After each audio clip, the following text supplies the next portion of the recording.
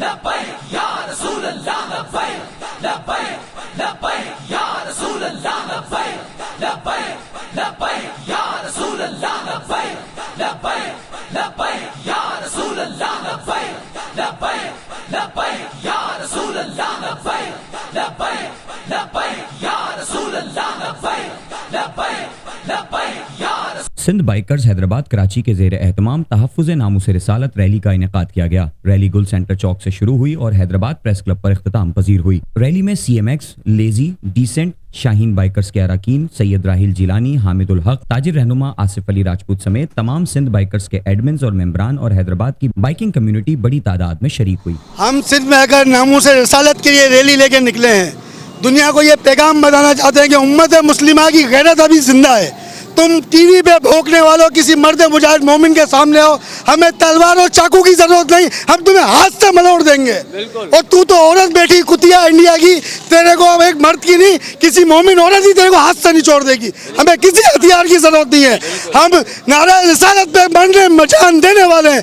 نعرہ رسالت، تاجدار ختم نبوت.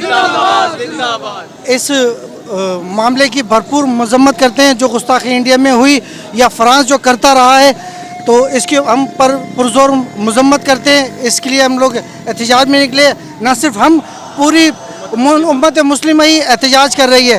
میں تمام ان منکر منافقین اور سیاستدان، جھوٹے سیاستدانوں کو بتانا چاہتا ہوں کہ ہم لوگ پرامن قوم ہیں، لیکن ہمارے اندر جذبہ ایمانی بہت زیادہ ہے.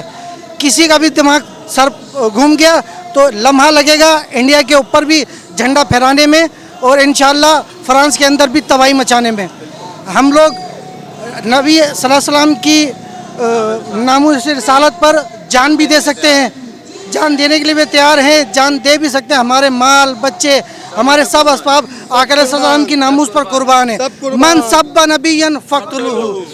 ہم پرامن رہ کر یہ پیغام دینا چاہتے ہیں کہ ہمیں نہ چھیڑا جائے. اگر ہمیں چھیڑا تو ہم چھوڑیں گے نہیں. تاجدار ختم نبوت زندہ باد، زندہ باد.